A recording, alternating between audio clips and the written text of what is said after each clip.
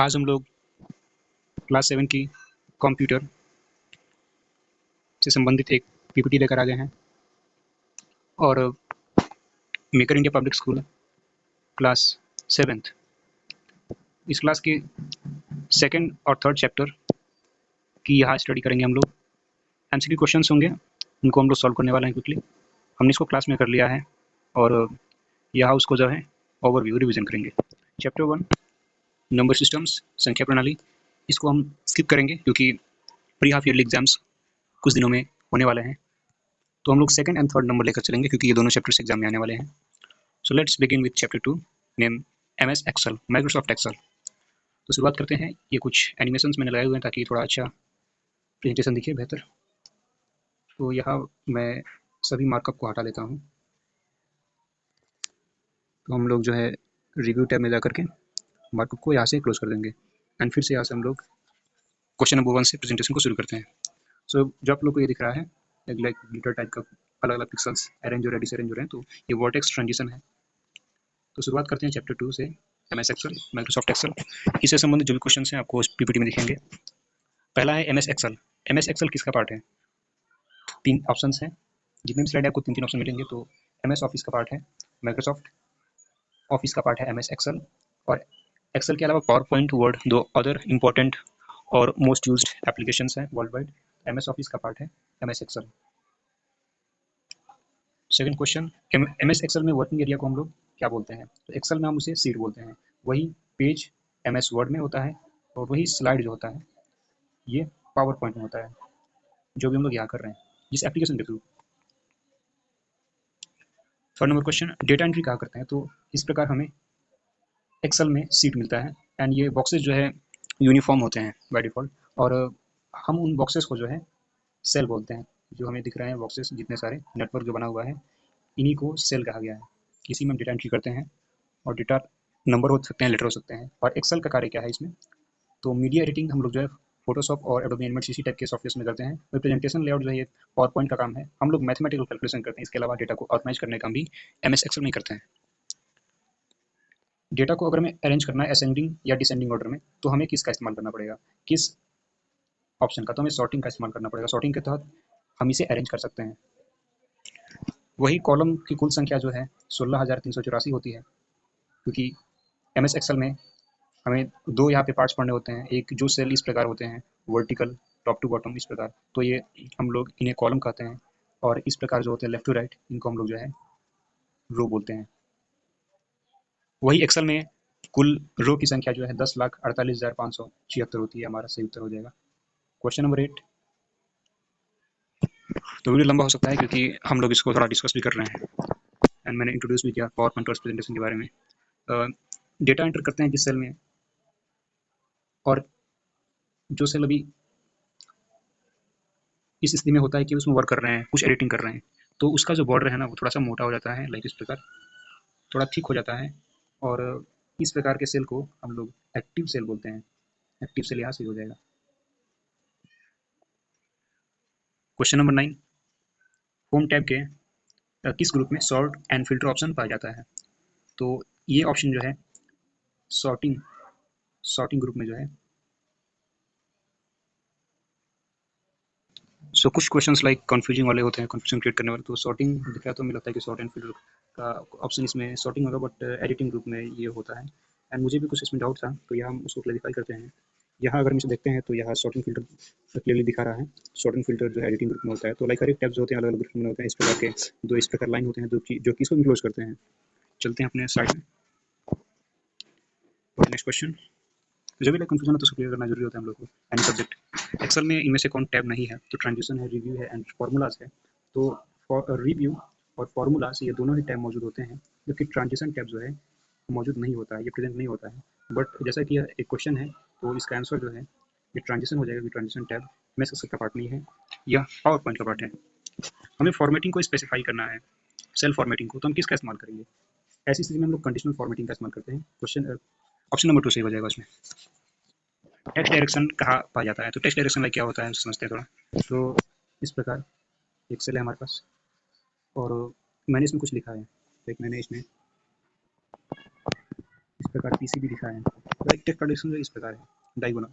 तो इस प्रकार हमें इफेक्चुएट करना है, इस प्रकार टेक्स्ट को अरेंज करना है, इस प्रकार हो गया या इस प्रकार हो गया, तो हम इसमें से किसका इस्तेमाल करेंगे, किस टैब में जो है टेक्स्ट डायरेक्शन फाउंड पाया जाता है। तो टेक्स्ट डायरेक्शन जो है होम टैब में यानी कि फर्स्ट टैब प्राइमरी टैब में जो है यह पाया जाता है। उसके बाद है कि एक्सेल के विंडो जो होते हैं, एक्सेल का विंडो जो होता है उसमें कितने सी टैब्स पाए जाते हैं और सी टैब्स जो है कहाँ पे होते हैं, फर्स्ट क्वेश्चन ये है उसका। तो इस प्रकार का एक्सेल का विंडो होता है, यानी ऊपर में जो है यहाँ हमें देखने को मिलता है टाइटल बार, और फिर नीचे में यहाँ पर इस साइड यानी प्रॉपर यहाँ, ठीक है। तो तीन यहाँ पे सीट टैब होते हैं, seat number 1, seat number 2, seat number 3। तो बाय डिफॉल्ट 3 सीट टैब होते हैं। और बात करें कहाँ पोजीशन है, तो हम पता है कि इसको टॉप स्पेसिफाई कर सकते हैं, इसको मिडिल और इसको बॉटम। तो बॉटम यानी कि नीचे की ओर जो है यह मौजूद होता है, एक्सेल में जो है नीचे की ओर सीट टैब्स मौजूद होते हैं और संख्या इनकी 3 होती है। वही आगे कितने सीट्स एक एक्सेल विंडो में दिखते हैं, यानी कि एक शीट में कितने सीट टैब्स मौजूद होते हैं, एक टैब की 3 टैब की 6 टैब। तो हमने पिछले स्लाइड में देखा था कि 3 सीट टैब्स होते हैं, आपको लिखा रहेगा like seat 1, seat 2 and seat 3।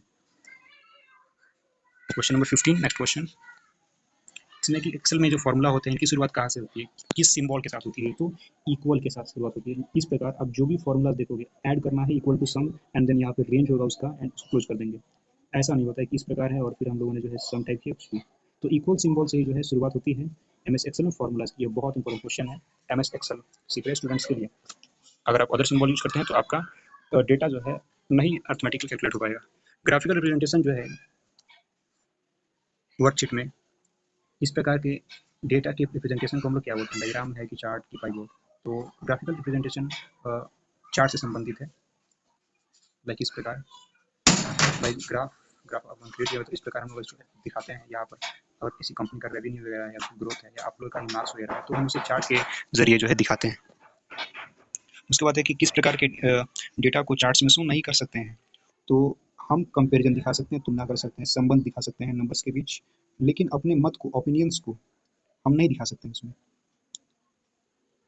Next question है कि चार्ट जो होता है अपने आप अपडेट हो जाता है।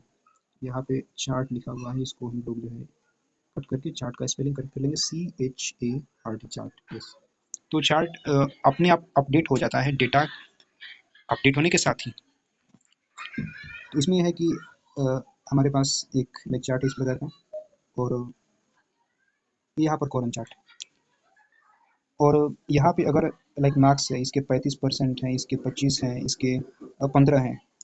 अगर हमें इसको एडिट करना है 15 के बदले में कुछ और हमें लिखना है बाई मिस्टेक, या हमें यहाँ कुछ और डेटा एंटर करना है 50 के बदले 25 करना है, तब तो ये अपने आप थोड़ा ग्रो होना चाहिए, क्योंकि नंबर अधिक यानी कि इसका हाइट भी जो है बढ़ेगा, इंक्रीज होगा, ऊपर की ओर हो जाएगा, क्योंकि 0, 5, 10 इस प्रकार जो है लिखे होते हैं। तो अपने आप अपडेट होता है, यह काफ़ी बेहतर फीचर है एमएस एक्सेल का कि अपडेट यहाँ पे ऑटोमेटिकली होता है। आप डेटा अपडेट करोगे तो चार्ट भी अपने आप जो है अपडेट हो जाएगा, उसका स्ट्रक्चर भी जो है चेंज हो जाएगा, बार कॉलम से ऊपर चढ़ जाएंगे।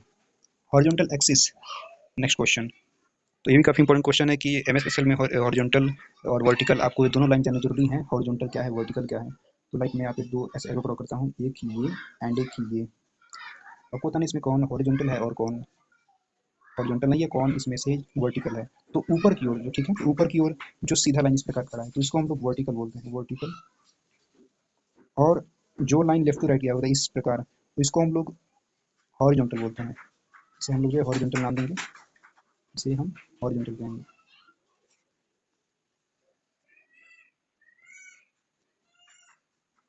तो हॉरिजॉन्टल एंड वर्टिकल, ये एक्स एक्सिस होता है और ये जो है वाई एक्सिस होता है, ठीक है।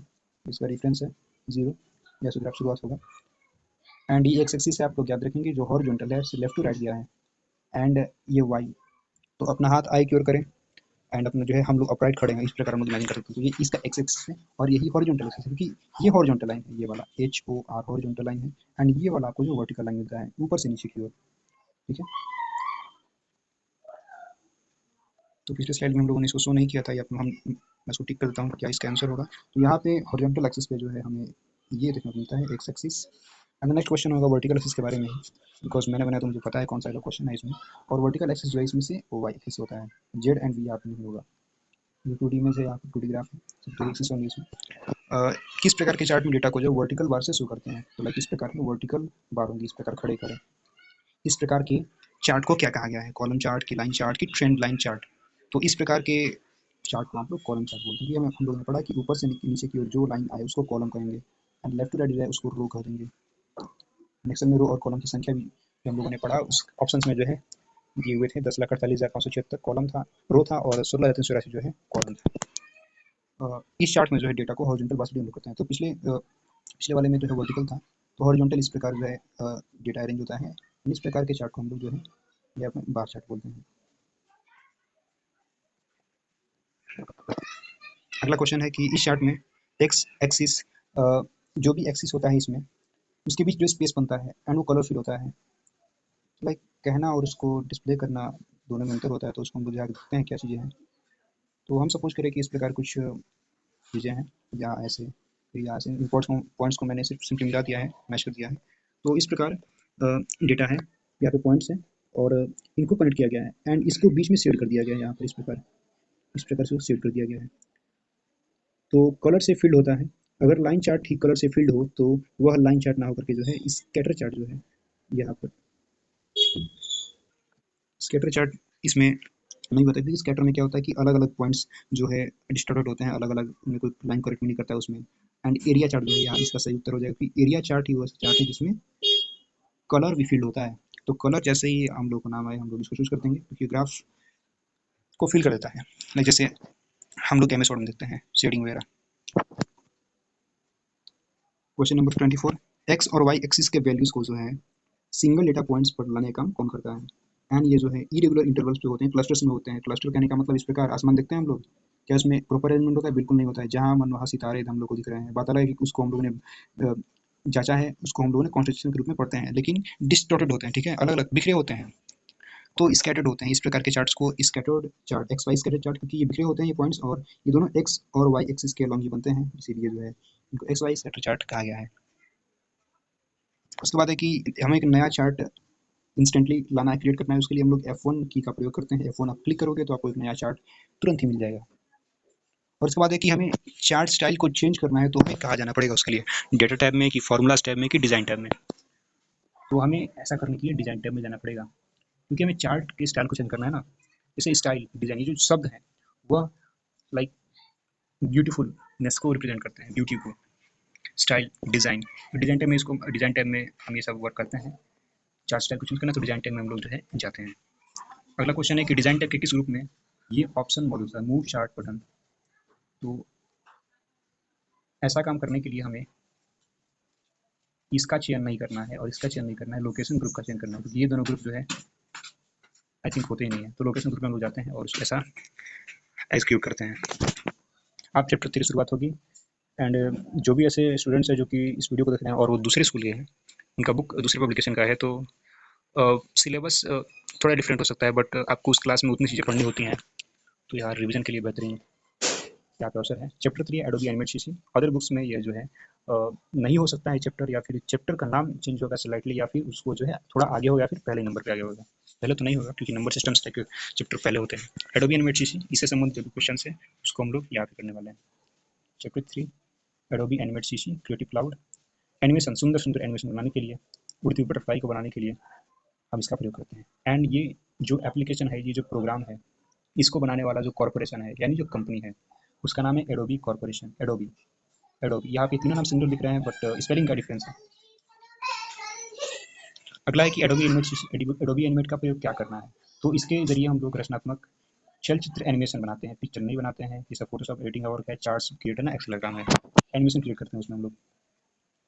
आगे है कि एडोबी एनिमेट में सीसी का अर्थ क्या है। सीसी का अर्थ है creative cloud.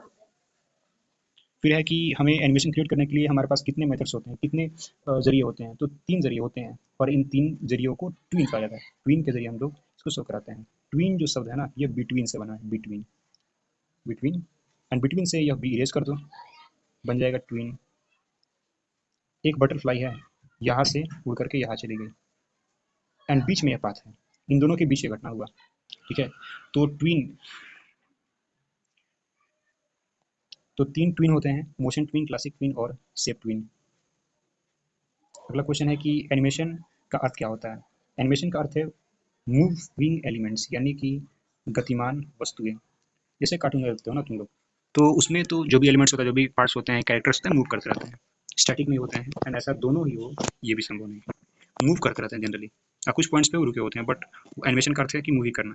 Adobe animate CC का पुराना नाम क्या है, अर्ली नेम क्या है, तो उसका नाम जो है, क्या फिल्मिंग प्रोडक्ट है, नहीं। क्या फ्लैश प्रोफेशनल है, बिल्कुल ये भी नहीं। फ्लैश प्रोफेशनल जो इसका क्या होगा, सही उत्तर हो जाएगा। एडोबी कंपनी किस देश से बिलोंग करती है, तो यूएसए से बिलोंग नहीं करती है, चीन से बिलोंग, इंडिया से बिलोंग नहीं करती है। एडोबी एनिमेट जो कंपनी है या जो है अमेरिका की है, USA, United states of America की। एंड बहुत सारे, Microsoft, Google, Facebook, Snapchat, YouTube, Instagram. तो हमें स्टार्टिंग और एंडिंग पॉइंट्स को स्पेसिफाई करना होता है किस मोशन फिल्म में। यहाँ पे एक बटरफ्लाई है, उड़कर यहाँ चली गई, मोशन हुआ, इसमें गति होगा। एंड इसमें स्टार्टिंग पॉइंट भी होता है, एंड जहाँ कर रुक गई एंडिंग पॉइंट भी होता है, इसीलिए ऐसा हम मोशन ट्विन नहीं करते हैं। तीन ही ट्विन होता है उसमें। फर्स्ट नंबर मोशन ट्विन आता है। स्टार्ट और एंड पॉइंट को, स्टार्ट और एंड पॉइंट को, यह हो गया स्टार्टिंग पॉइंट, यह हो गया एंड पॉइंट, इन दोनों को ज्वाइन करने वाला क्या होता है, इस इन दोनों को ज्वाइन करने वाला ये जो लाइन है ना, इसी को हम लोग क्या बोलते हैं, इसी को हम लोग मोशन पाथ बोलते हैं, इसी को मोशन पाथ, जो यहाँ से यहाँ तक गया है। और एडोबी एनिमेट में एंड पर्टिकुलरली मोशन ट्विन में हमें ऑब्जेक्ट्स को सिम्बॉल्स में कन्वर्ट करना होता है, तभी एनिमेशन से हो पाएगा हमें। उसके बाद जो मोशन पाथ पे डॉट मिलते हैं वो उनका अर्थ क्या है, तो यहाँ पे, यहाँ पे और यहाँ पे, तो बटरफ्लाई है, सपोज करते हैं कोई ऑब्जेक्ट है, एंड इन दोनों को ज्वाइन करने वाला ये मोशन पाथ है। एंड इसके बीच में, ठीक है, इसके बीच में जो है यहाँ पे इंटरवल्स पे डॉट्स बने हुए हैं, इनको क्या कहा जाता है, इनको ही जो है कहा जाता है एंकर पॉइंट्स। इनको ही जो है एंकर पॉइंट्स कहा जाता है। एंकर पॉइंट्स जो है सही उत्तर हो जाएगा इसका। एंकर पॉइंट्स ये इक्वल इंटरवल्स पे मौजूद होते हैं मोशन पाथ पे। पीसी में कोई भी आप प्रोग्राम खोलते हैं तो वो किस में खुलता है, तो डेस्कटॉप तो कंप्यूटर का पहला स्क्रीन होता है ना। विजुअल यूनिट ये तो मॉनिटर को हम लोग कहते हैं। विंडोज़, क्योंकि विंडोज़ जो है कोई भी प्रोग्राम विंडोज़ में खुलता है, और विंडो का मतलब खिड़की इस प्रकार खोलते हैं, हमें लगता है उसी प्रकार कंप्यूटर में जो वर्क करते हो वो एक बॉक्स जैसे संरचना में खुलता है, उसी बॉक्स को हम लोग विंडो बोलते हैं, विंडो बोलते हैं उसको। 14 नंबर क्वेश्चन और 10 क्वेश्चन है, ठीक है, 50 है इसमें टोटल। चैप्टर 2 एंड 3 का ही सिर्फ हमें एक बटरफ्लाई का एनिमेशन क्रिएट करना है, तो हम किस ट्विन का इस्तेमाल करेंगे, स्लाइड, और तो किस कौन सा क्लिप लगाएंगे उसमें, यानी कि उस ऑब्जेक्ट को सिंबल में कन्वर्ट करना पड़ेगा, तो सिंबल का कुछ टाइप होगा। जैसे हम लोग ग्रामर में वगैरह पढ़ते हैं ना, जैसे बॉय में नाम लूँ तो बॉय क्या है, तो बताओगे कि हाँ ये कॉमन नाउन है। उसी प्रकार मैं बोलूँ कि चलो ये माइन है, तो बताओगे कि हाँ ये पोसेसिव प्रोनाउन है। तो क्लिप की बात हो रही है ना, थोड़ा ज़्यादा ही मैं उधर चले गया ग्रामर में। तो यहाँ मूवी क्लिप हमें चूज करना होता है मोशन ट्विन में। उसके बाद है कि एफपीएस का अर्थ क्या है, तो एफपीएस का अर्थ है फ्रेम्स पर सेकंड। एक सेकंड में कितने फ्रेम्स होते हैं, जितना ज़्यादा उतना क्लियर। एंड ये डिफॉल्ट, बाय डिफॉल्ट जो है इसकी संख्या जो है 24 होती है, बाय डिफॉल्ट 24 एफपीएस होता है इसमें।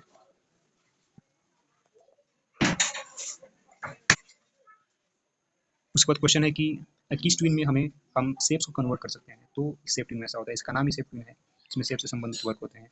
रेक्टेंगल को स्क्वायर बना देना, स्टार को हार्ट बना देना। ट्रांजिशन पर्पस के लिए हम जो है क्लासिक ट्विन का इस्तेमाल करते हैं। इसके बाद जो लेयर्स होते हैं ना, लेयर्स क्या है, ट्रांसपेरेंट शीट्स हैं कि फॉर्मिडेबल है कि ओपाक होते हैं, तो लेयर ट्रांसपेरेंट शीट्स होते हैं, पारदर्शी। और ट्रांसपेरेंट ना हो तो सारे एलिमेंट्स दिख नहीं पाएंगे, या तो बादल दिखेंगे चलते हुए, या तो सिर्फ डॉग दिखेगा, ना तो सिर्फ आसमान दिखेगा, तो उनको कंबाइन करना ट्रांसपेरेंट शीट्स में संभव है। एंड एनिमेट सीसी में जो लेयर्स होते हैं ना, इनका काम है कंबाइन करना, यानी कि एलिमेंट्स को जो है ग्रुप करना, ये जो है इसका काम है। उसके बाद लेयर्स जो होते हैं एनिमेट सीसी में कितने लिमिट होता है कि 50 ऐड कर सकते हो एक एनिमेशन में, कि इतना ऐड कर सकते हो, कितना ऐड कर सकते हो। तो हम एनिमेट सीसी में जो है कोई लिमिट नहीं होता, हम जितना मन चाहे उतना जो लेयर लगा सकते हैं। वही यहाँ कुछ जनरल क्वेश्चन भी है। तो कंप्यूटर जब शुरू होता है ना, तो उसे क्या कहा जाता है, शूटिंग की, बूटिंग की, विजुअलाइजिंग। तो लास्ट 3 क्वेश्चन जनरल जी के, जनरल कंप्यूटर के होंगे। तो कंप्यूटर शुरू होने की प्रक्रिया को बूटिंग बोलते हैं, लाइक कंप्यूटर बूट कर रहा है आपका, यानी कंप्यूटर शुरू हो रहा है। यह नहीं कि टीवी है कि एक बार क्लिक किए और चालू हो गया सर। कंप्यूटर बंद होने की प्रक्रिया को हम शटिंग डाउन बोलते हैं। शट डाउन ऑप्शन हमें स्टार्ट बटन पर जाने को मिलता है। उसके बाद ये लास्ट क्वेश्चन है इस प्रेजेंटेशन का। अगली बार हम लोग और भी क्वेश्चन देखेंगे। तो ऑपरेटिंग सिस्टम में सबसे महत्वपूर्ण एंड मोस्ट पॉपुलर, सर्वाधिक यूज किया जाने वाला कौन है, वो है माइक्रोसॉफ्ट का Windows. Zebronics, Mac ultra and finish Linux जो है गलत आंसर हो जाएंगे, जबकि ये दोनों जो है ये थर्ड नंबर वाला सही हो जाएगा।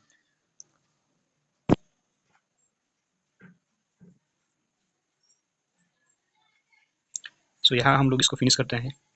And watch this presentation on my YouTube channel, search on YouTube Rajkumar Anshu. तो आप लोग यूट्यूब पर जाओ एंड इस नाम को सर्च करो। तो लाइक अभी तो आप लोग यूट्यूब भी देख रहे होगे, इसी प्लेटफॉर्म पर मैंने इसको अपलोड किया है। तो ये हैंडल जो है हर एक यूट्यूब चैनल का होता है। मेरा जो है एकदम क्लियर है, स्ट्रेट फॉरवर्ड, जैसा नाम वैसा मेरा हैंडल, कोई इसको ले भी नहीं सकता।